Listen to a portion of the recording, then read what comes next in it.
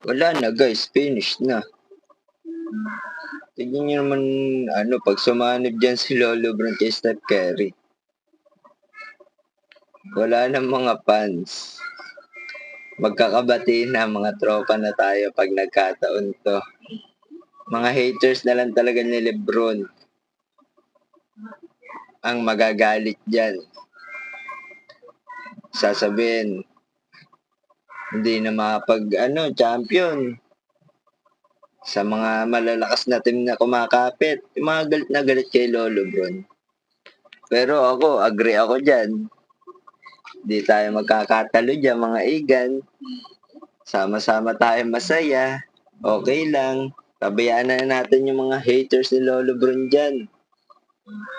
Mga masyadong galit na galit. Wala naman napapatunayan. Puro pambaba siyang ginagawa.